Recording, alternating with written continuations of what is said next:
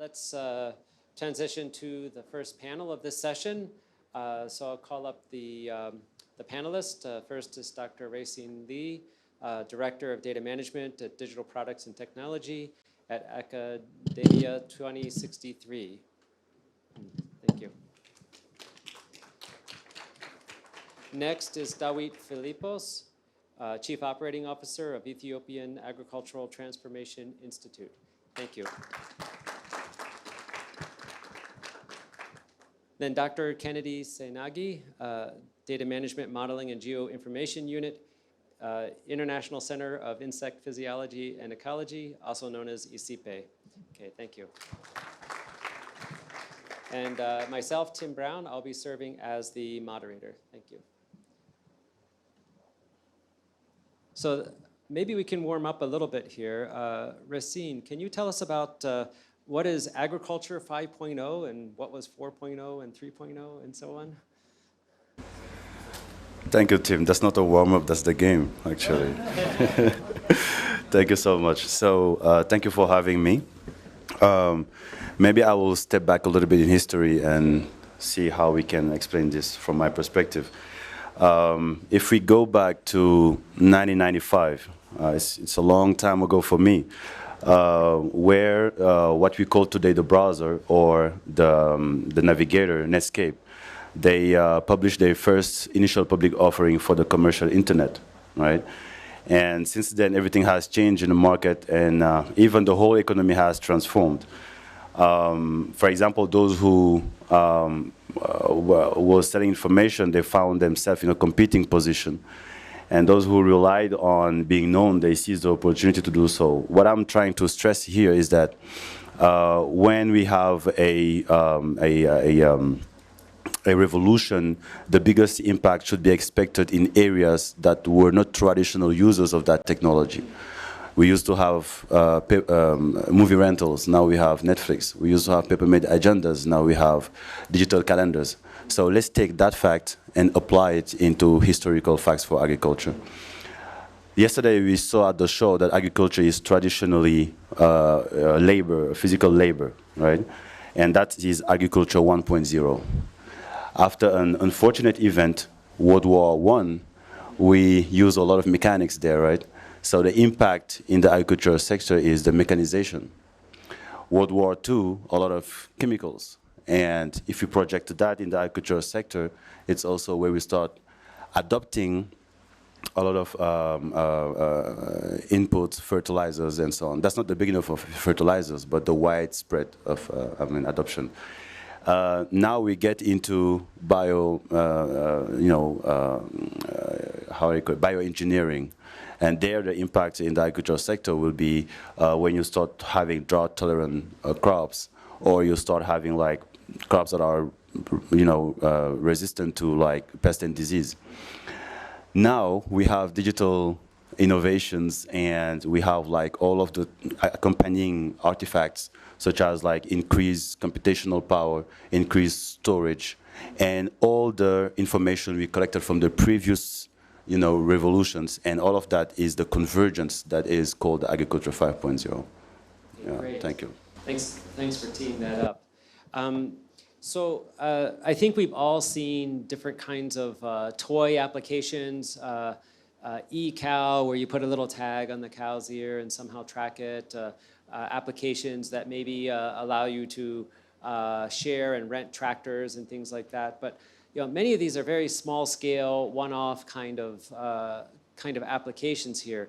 What's really important here is agriculture is the #1 employer in Africa. And so this has to go beyond a few one-off things to something that's affecting millions, even billions of people. And so, so that's the issue of scaling. Kennedy, would you maybe say a few words about maybe some of the challenges with scaling, or how we should be thinking about scaling in the agricultural sector? Hello, everyone. Thank you for having me here. I just look at scaling is, I may say, is the systematic way of adopting a technology so that it can be used by as many people as possible in the agricultural sector, in this case. Some of the challenges that come up when adopting a technology could be, in my view, having trained the people who are adopting this technology to understand how to use it and how to apply it effectively so that they can actually see the outcomes or the results.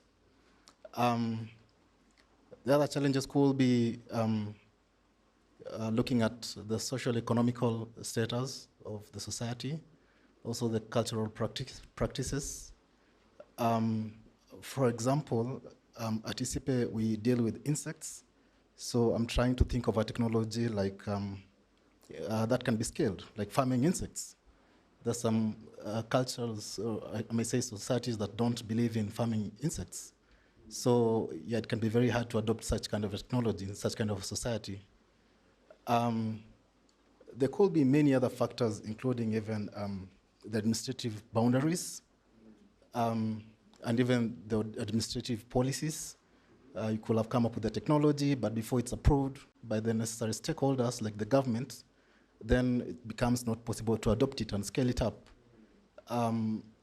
Even the boundaries, as I mentioned, you have come up with the technology to, let's say, in the wildlife, because there are pests that affect, that pass diseases to wildlife. But look at the wildebeest when they cross over to Tanzania. So it becomes hard to control and scale up the technologies when they go into the other boundaries, since you need to first of all negotiate with other governments so that they can also adopt the same technology. Yeah, so I have a list of many technologies, but just I'll stop there so that, yeah, the conversation can go on. Thank you. That's right. So scaling up is, there's a number of challenges here in terms of, I mean, we can repeat from the earlier speaker, the farmers have to be aware of it, has to be accessible, has to be affordable, but there's cultural barriers, there's regulatory, there's governmental barriers to getting things deployed. But fundamentally, when we're talking about scaling, it's about getting these solutions out there. And so I heard a speaker earlier in the conference talking about their solutions, and we really want to make those solutions with lots of knobs so people can get in and use these the way they want. But I think actually in many cases, especially in the agricultural sector, the people involved, the solution designers, may not actually be IT experts, and then the intended users, if we're thinking smallholder farmers, they're not IT experts. They just want something that works, right? They just want, like, I need it to do this, and they want to pull it out. So Dawid, maybe you could say a few words about something that you've been working on that has that characteristic. Yeah.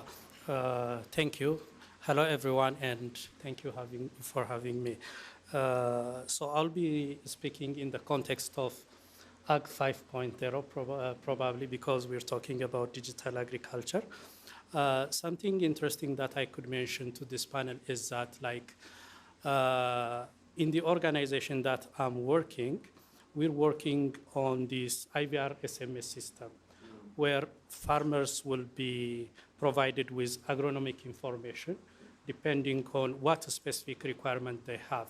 For instance, you can provide information based on if it is, a planting season, what kind of planting information is required for the farmers, and you can push through the IVR SMS system to the farmers. Or a different kind of agronomic information is required by the farmers. Accordingly, you can customize the system and upload to the system. And once again, you can extend it to the farmers based on their requirements.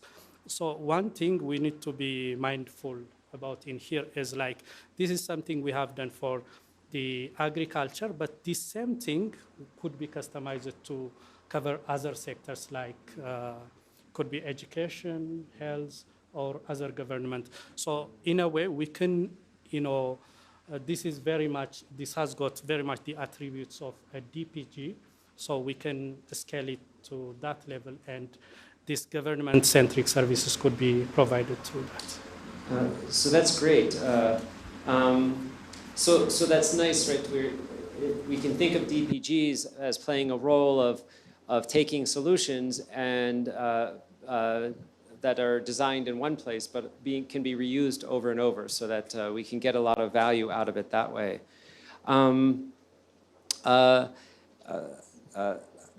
We were talking earlier about how the one challenge is often people build systems and they maybe are coming from outside of the agricultural sector, and they just sit in their dorm room and come up with a great solution, but they don't necessarily know best practices actually in the field.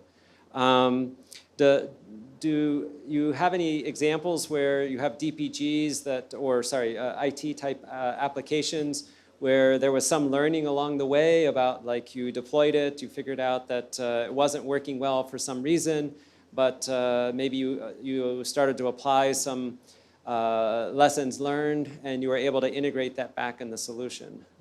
Does anybody have an example of that they would like to? I see some nodding heads. So Kennedy, yes. Well, not really an IT, if you allow me.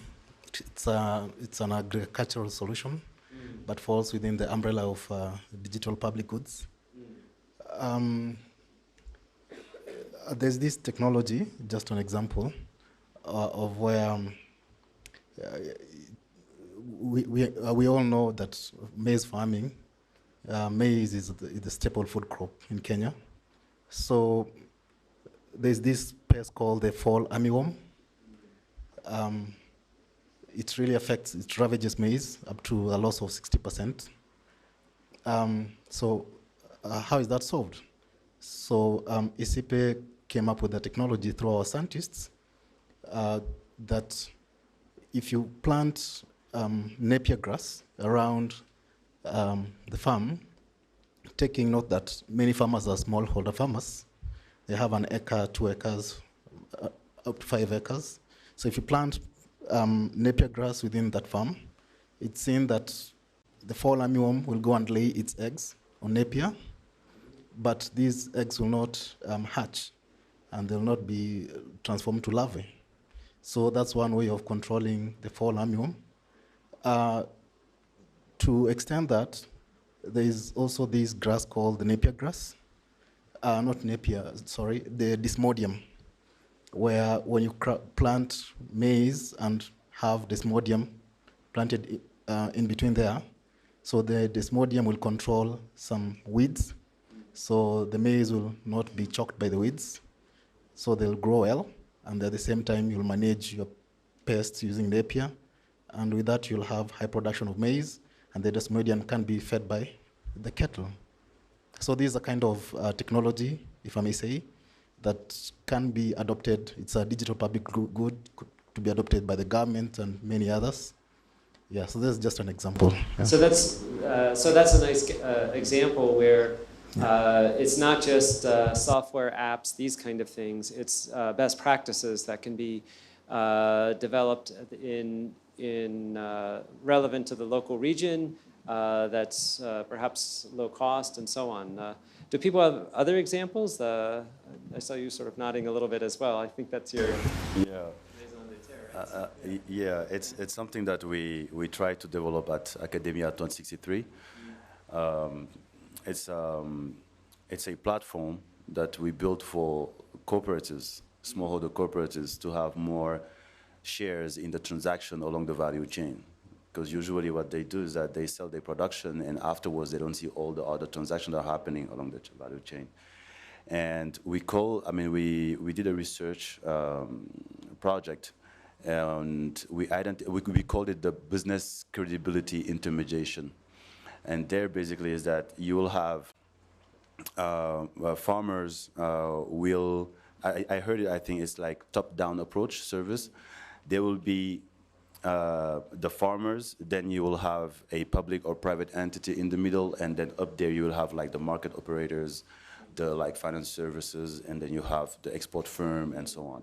So all of them, they will just accept to collaborate with the cooperative only because we have those private and public entities in the middle. So they're sending the signal that actually it's safe and lucrative to come and work with this cooperative. So how do we take out those barriers? That way smallholders can start having, you know, those shares.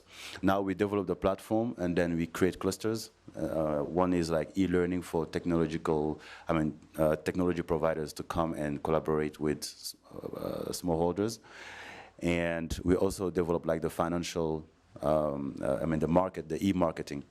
But something that we forgot actually is the organizational skills that we need actually to develop for those cooperatives. How do they manage their members? How do they make sure they track the transactions? And then they have proof of delivery, they have proof of payments and all of that. So it's not per se a best practice, but I think if we incorporated those cooperatives at the beginning of building that DPG, it will be much easier actually to take that into account. So we missed like one aspect of that triangle. I think that's a lesson that, again, people can easily overlook this need. Really the technology is not the solution, it's the people that are using it. And so we need to know how to manage that. And so, you know, capturing these kind of lessons is maybe another area where DPGs can play a role if we have some way of doing that. I don't know the answer for how to do that, but I just want to have us think more broadly that you know, what could be a DPG. It's there's a digital part of it, which is which we're talking about, but there's also a practice, and there's maybe different kinds of repositories that could be capturing these kinds of lessons. And you know, I'm sure there was something like when you're done, it's like, I sure hope nobody else makes that mistake. You wish there was a way to, you know, to make sure that they capture that.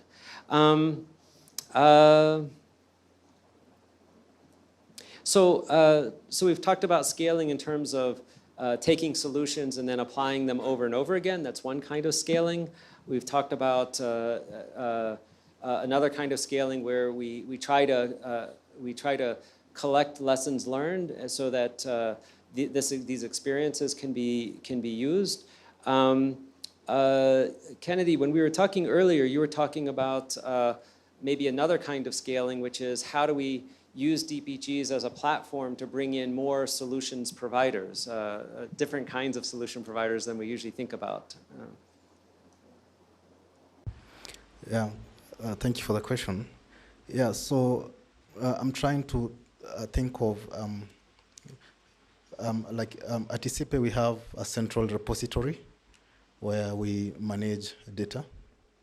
So we request scientists when they're done with the data, you know, scientific data extraction, knowledge from data. So they need to make this data public. So it becomes a digital public good. So through that, then other innovators can come and, you know, extend science on that, develop better tools or better methodologies or such kinds of things. So the data becomes open, it's open data for other players to come and look at it from a different perspective and develop new tools from that. Yeah, so we have a data warehouse that is public. So, so one way is putting the data out there, putting these models out there so others can use it. So who should be coming up with like the best way to use this data, or who's the right person to do that? Yeah, so thank you. I'm the one who manages data in the institution. So my goal is to ensure that this data is of quality. Quality, there are many riders that come with quality, including timeliness, consistency, and many others. You know, so once the data is of quality and it's on the public domain, and the main PIs, the principal investigators, have maximally extracted the scientific findings from that data, then it becomes open. So, and by open, I'll be presenting later on. I think after this, I'll be showing some of the practices that we've put in place to ensure that this data is open, it complies to universal standards, so that it's reusable and science can be extended from that. Yeah. Okay, great. So maybe before I continue, is there maybe a comment or question from the audience that they would like to bring forward about this issue of scaling and in these agricultural settings? Yes.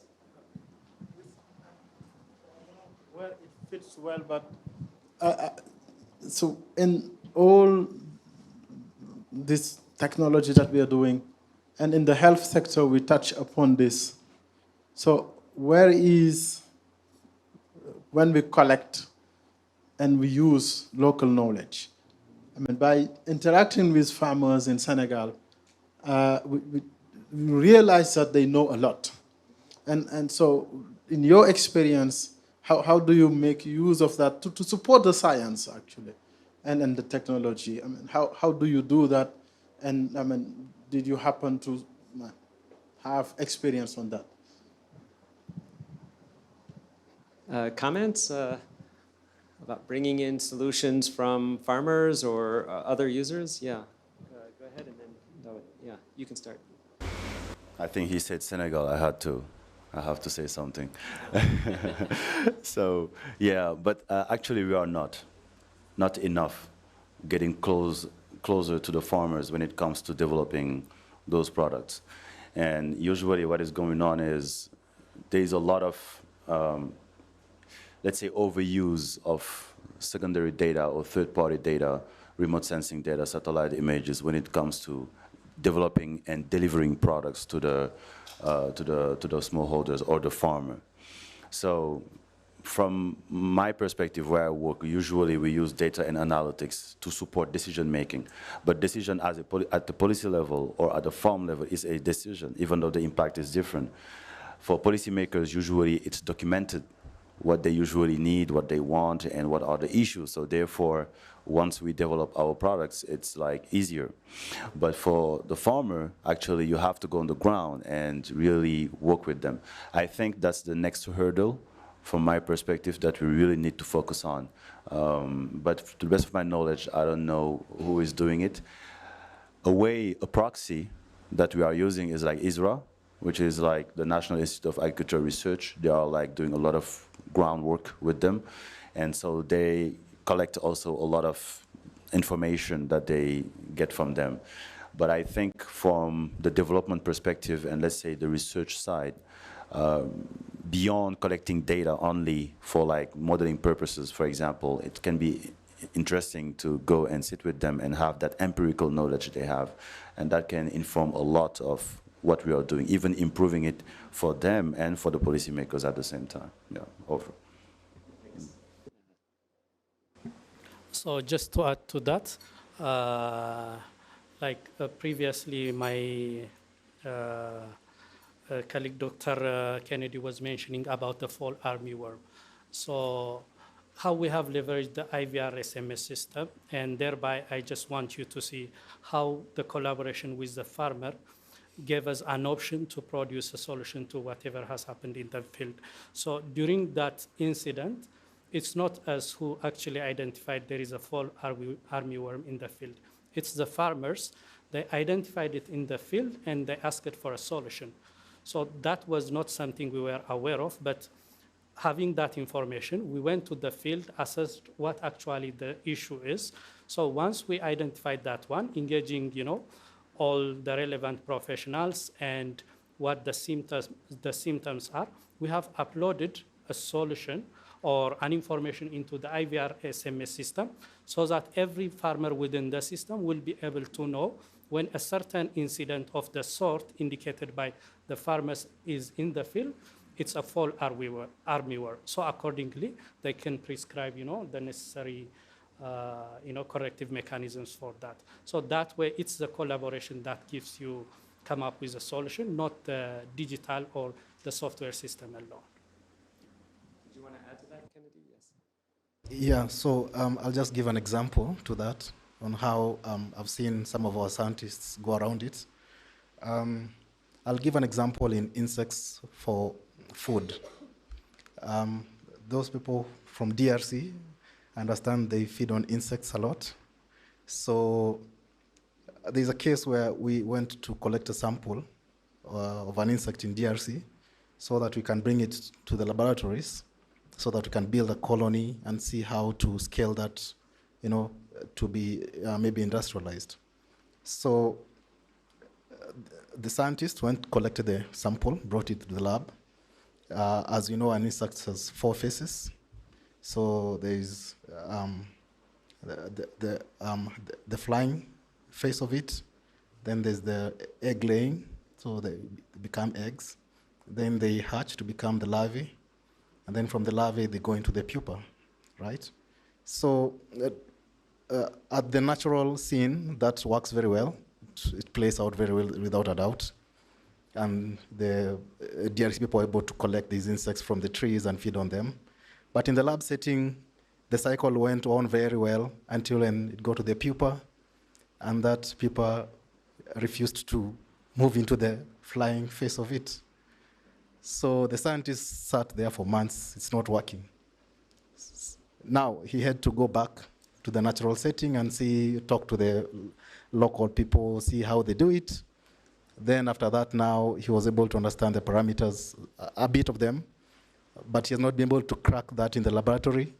So yeah, that's how we work with farmers to understand how to do things traditionally and how that can be translated into now a scientific experiment and scale that to, scale it to being industrialized and having more food out of that, yeah. Yeah. So, talking to the farmers, yes. So, I think DPGs can kind of cut 2 ways on this. On one hand, if we have standardized ways to build apps, then it has this advantage that farmers, like every time somebody builds, let's say, some sort of app, the farmer doesn't have to relearn the interface. So even though they might be apps for different companies and different products, if they have a similar look and feel, and maybe there's a payment system that works, that they're familiar with, that works with that, then the farmer can perhaps, once they've gone through the learning curve of one app, there's another app that's very similar that maybe is for a different service, but if it's similar enough in look and feel, it's not a new learning curve for them. Okay, so that's sort of the positive side, but the negative side is maybe a little bit what was being alluded to, is that that doesn't mean that it's one interface for the whole continent, right? Because different parts of the continent may have to have different look and feels that make sense. And so on one hand, it can provide uniformity, and it's a common platform to build that, but also you need to know how to differentiate them for different markets, because we know that there's different cultural barriers and so on that can prevent adoption. So maybe just to change and talk a little bit about a different topic.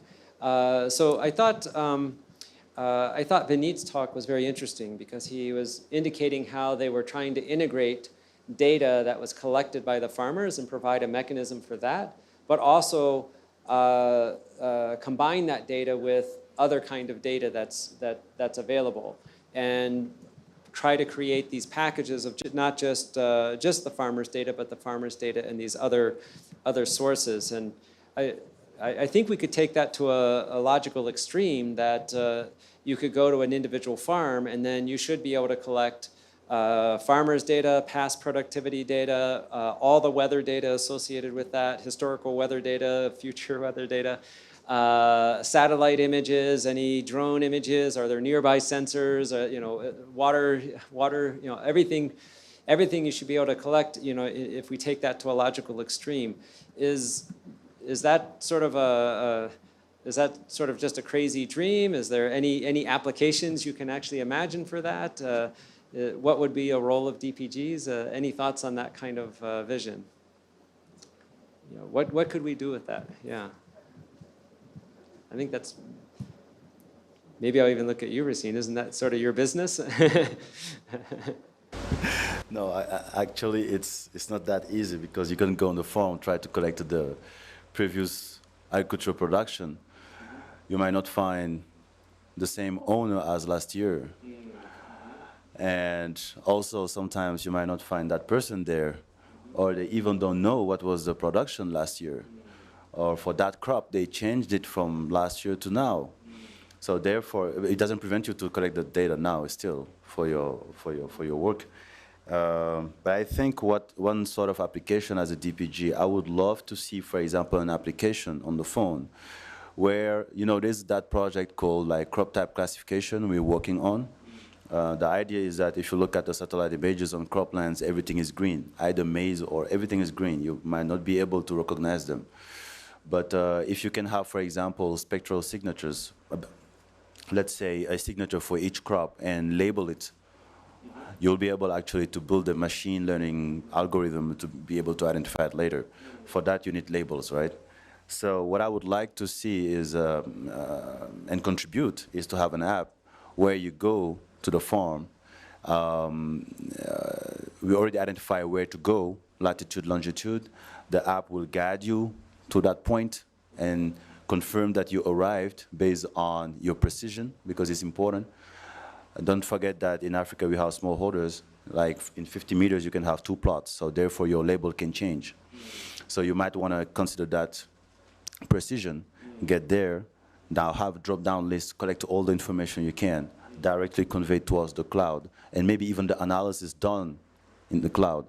That would be amazing. For now, I've seen like prototypes, but they are like so dispersed, everybody's trying to do its own thing. But if we can like having like homogenized across the continent or even elsewhere, that would be amazing. So that's sort of maybe idea that I have in mind, yeah. So that's... I have something to add on that. Yeah, yes, please. Yeah, so just to expound on what Racine has mentioned, just to make it more accurate. I've seen my colleagues have made part of that project. We're able to develop a cropping pattern mapping system where, of course, each and every crop looks green, but with the GIS technology, we're able to look at the different greenness. Yeah. So through that, the GIS people, there's a way they do it using the NDVI index and all that. So they're able to fetch that data, put it very well clean in an Excel sheet. Since it's well labeled, they can go to the ground and ascertain, this was maize, so it gets out well labeled, ready for machine learning. Then when it's trained, then it can be, we can predict other regions that could be having the same NDVI indexes reflectance. So with this, we're able to know and understand the cropping patterns in a certain region, whether they're planting maize from a distance. You don't not necessarily have to be there. You can understand whether they're cassavas, whether they're avocado, mango trees, and all that. For purposes of if there are infestations of pests, then the extension officers know where to take the remedies. Yeah, so that's one technology that we've been able to release. It's part of the GPGs. Yeah. Yeah, please, yeah. Actually, I completely agree with that. But the crop type classification is one part of it. But the DPG side I'm looking at is, for example, growing maize in Rwanda might have one signature, but the maize in Senegal will have a different one. So can we have that tool that can be a bank of signatures that might help you to identify crops depending on agroecological zones? So I think that itself is a DPG. It's a kind of data set that can serve several purposes. And I think we might talk later though. I'm interested into that, yeah.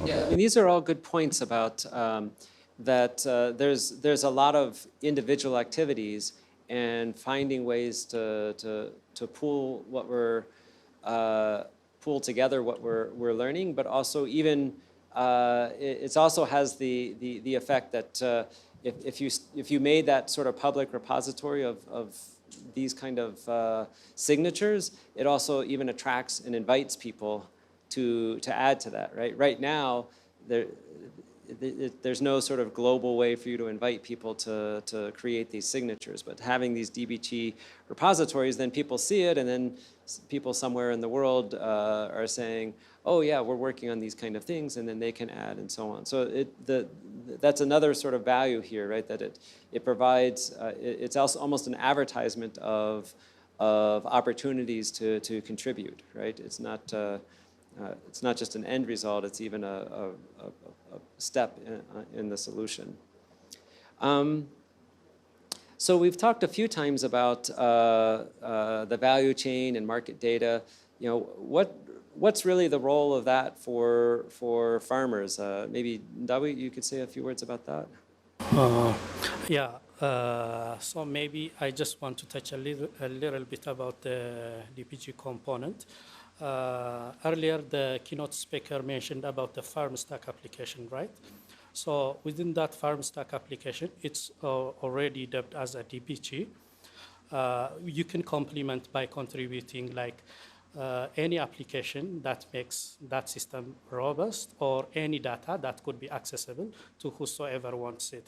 Just to give you an example of the kind of data that could be included into the system is, we have like mapped out a national soil information system in Ethiopia, where the different agroecologic zone, depending on what kind of crop suitability is in there. So you will be able to tell if you go to a certain area within the region, that specific area is suitable for a certain type of crop.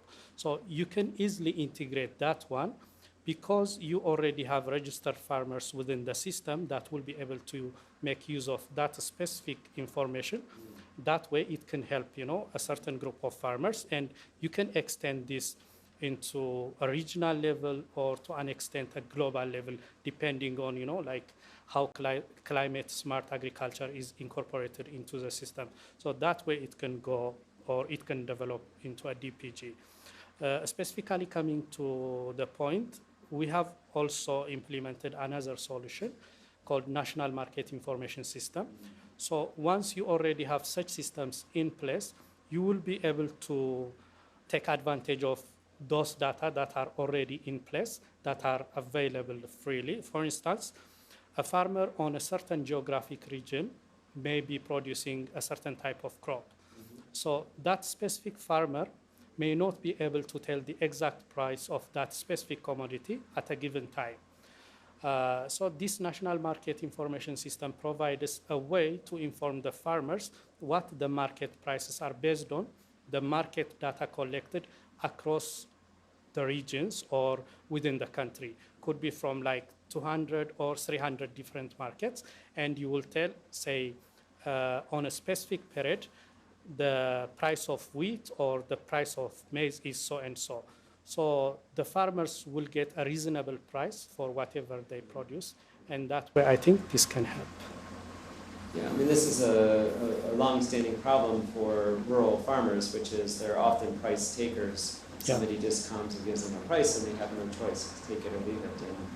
And so giving them some market power to negotiate is useful. So, you know, one of the ultimate computers in this world, right, is evolutionary computing, and you know, the elements of that is the genomes in our cells, and so you know, one of the hot topics these days is GMOs, genetically modified organisms, and so, you know, what's happening with GMOs? I think I heard something recently in Nairobi, maybe, or in Kenya. Sorry, maybe you could say just a few words, Kennedy. Yeah.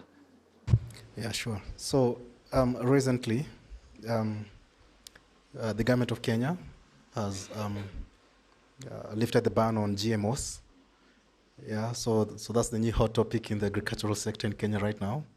So it's bringing up a lot of conversation, criticism, and all this, whether it's a good thing, it's a bad thing. Yeah, but scientifically we know GMOs are modified. Yeah, they could be seeds mostly, so they tend to have a better resistance against pests. or we can get more production out of, you know. But the question here is it a good or bad thing? So yes, I can say it's a good thing if it's regulated. So those are my views. So with proper regulation, it's not like a floodgate for any GMO that is not certified or not, you know. So it should be regulated in a way, and so that it's of benefit to the whole country. You're interested in having more food, the crops not being destroyed by pests, and many other challenges that come with farming. Yeah, or even resistance to climate. We have a lot of issues in climate change. So, yeah, those are my views on that. Yeah, and Thank you. I think one of the challenges, though, is that GMOs are often used as a tool of exclusion by many of the large agricultural companies. You either buy their seeds, and then once you buy their seeds, you're sort of the whole region can be polluted now because they cross-cultivate with other people's seeds, and suddenly they're saying, you know, you can't grow this crop and that crop anymore. And so you know, somewhere in there, I think there's a challenge for all of us to think about, is there some sort of database or approach to working with GMOs? Is there maybe a public sector, if you will, GMOs that can be developed and tracked and sort of avoid this issue of somehow you buy a few Monsanto seeds, and then next thing you know, nobody can grow corn in that area without paying Monsanto something because of you know, crossbreeding and so on. So I think there's a role there. So we've talked about the scaling up, the uses of data. Perhaps I'll give the audience one last chance for a question here. Yes, I see a question here. Yeah, go ahead.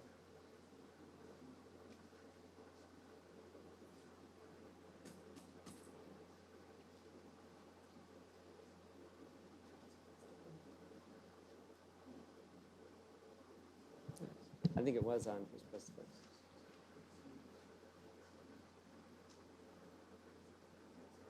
So sorry about that. So my question is related to scaling. So I'd be interested to know what methodology or criteria that's used to decide whether or not to scale a particular product or system. And if you have any, just that, and methodologies related to scaling, any frameworks that are used, so that it can be predictable in terms of one product to the next to the next. In the agricultural sector, right? Yeah. Any comments on that? Okay, go ahead, David. So maybe in terms of like the system, if your question is related to that, so most of the systems that are developed, for instance, the one I mentioned, the IVR-SMS system is a modular system. So at any point in time, whenever there is a requirement, as far as it meets that specific standard, you can add a certain module. For instance, previously it was meant to push an information to the farmers only.